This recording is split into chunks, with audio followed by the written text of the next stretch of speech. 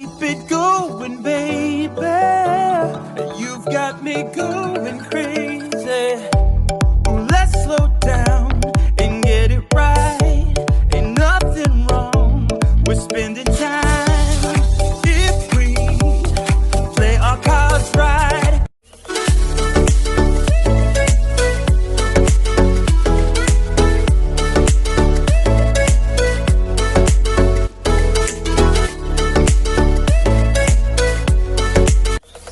Zombie apocalypse.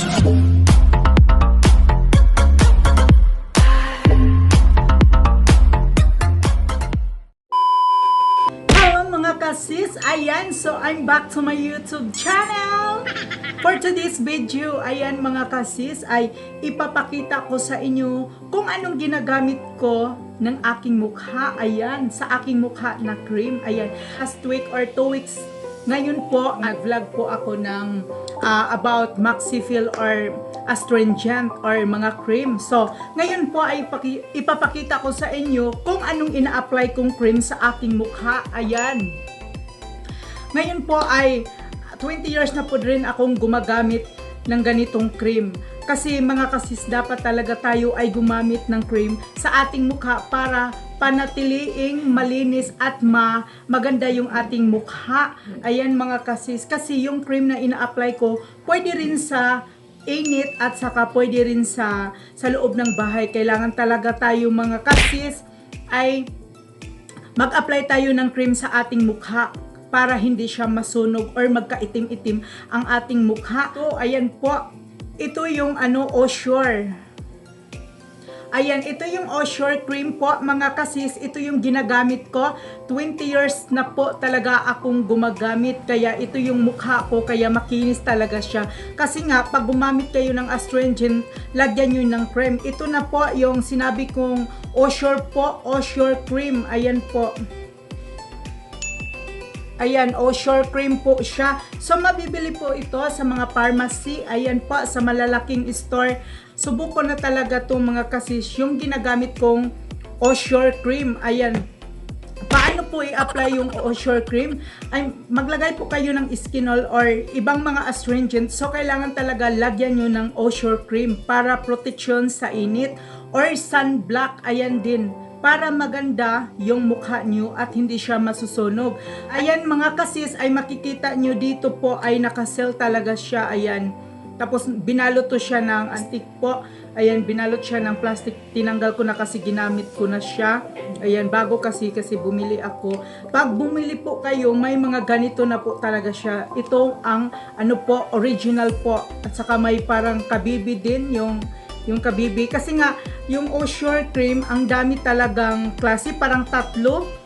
Kasi may mga ganito rin Osure cream. Akala nila po yung Chingsangso. Kasi yung Chingsangso po ay pink talaga. Ito ay Osure. Kahugis ng Chingsangso. Pero hindi talaga siya Chingsangso. Ayan mga kasis. Osure cream po talaga siya. Kaya, ito yung ginagamit ko po. Ayan, matagal ko na itong ginagamit. At saka makita nyo sa loob, ayan, may kasama. Ayan, siya, hindi ko maano, parang Chinese yata or Korean yata. Osure. Ayan po. Osure Facial Pearl Cream po ang nakalagay po dito sa kanya. Tapos, Osure Facial Cream.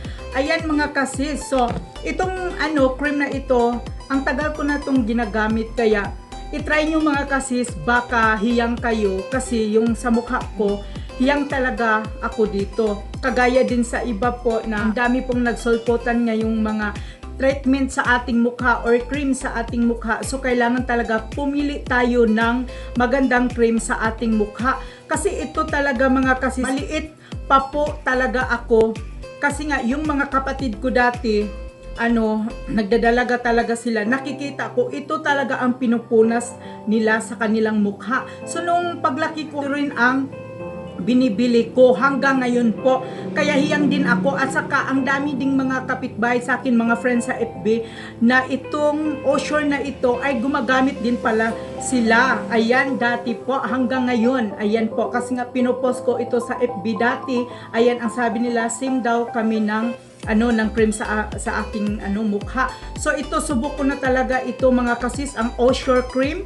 Ayan po, sana po i-try nyo para po makita nyo kung anong resulta ng inyong mukha. At saka pag mag-apply po kayo is magsabon muna kayo ng inyong ng inyong mukha. And then pagkatapos kung ilagay nyo yung skinol or whatever astringent dyan, lagyan nyo talaga ng Osure cream para naman hindi siya masunog at madaling magbakbak. Kasi ito talaga mga kasis ay nagmo-moist.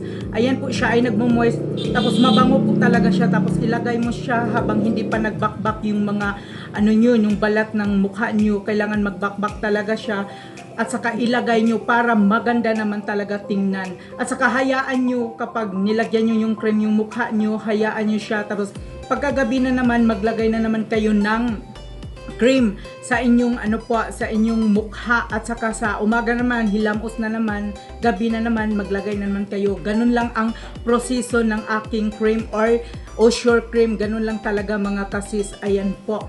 Kasi ito talaga, 80s pa po talaga yung Osure cream. Kahit magtanong po kayo or basahin nyo, yung nakaano talaga niya ay 80s pa po. Ayan po. Kaya ito talaga ay subok ko na kasi lahat po ng kapatid ko or kaibigan hanggang ngayon, ito po ang ginagamit nila, Osure cream. Ayan po, fur cream sa mukha po. Maganda talaga ito kasi subok ko na. Ayan, kaya ayaw ko talaga mag-iba-iba ng mga cream sa aking mukha kasi pag hiyang ko doon lang talaga ako, kaya yung mukha ko talaga ay hindi po nasisira. Ito na talaga yung dati kong ina-apply ng aking mukha. Hindi naman pwedeng hindi mo talaga applyan ng mga skinol kung ano-anong mga astringent.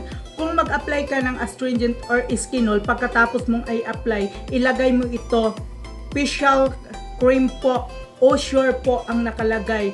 Wala ito po sa kanto-kanto or wala po ito doon sa mga palengke. Kung hindi, mabibili nyo po sa malaking store at saka sa mga pharmacy. Doon kayo bumibili at saka maano po talaga na original kasi nga may sales siya dito eh. Ayan, may nakalagay talaga siya for dry skin. Ayan, kung dry inyong skin, so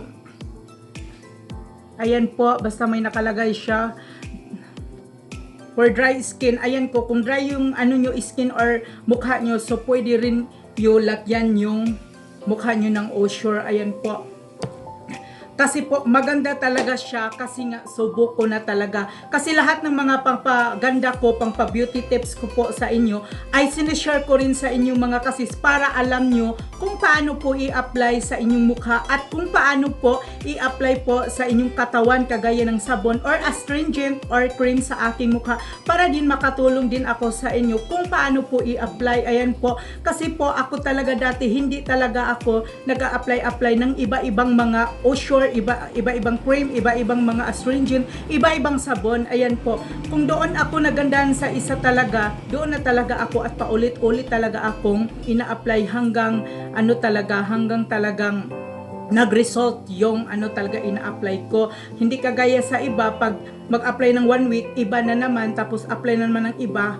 Wag naman ganun kasi nga doon masisira yung mukha at doon masisira yung katawan natin pag iba-ibang iba-ibang gamit ng ating katawan. Kasi mga kasis, nag-text naman ako sa inyo kung paano po talaga kuminis. Wala naman tayong sinabing paano kang gumanda. Kasi kung ganun talaga yung mukha mo, ganun lang talaga. Ang inaano ko lang dito mga kasis, kung paano po kuminis. Ayan, yung mukha natin para din maganda tingnan at comfortable tayo makapaghalubilo ng ibang tao. Ayan po, para din sa inyo mga kasis, ang sinishare ko din ay para din sa inyo at na-share ko rin kung paano po i-apply. Ayan po. Salamat po mga kasis. Ayan, don't forget to my channel, Barbie Hairstyle Salon. Don't forget to like and share and comment. Bye!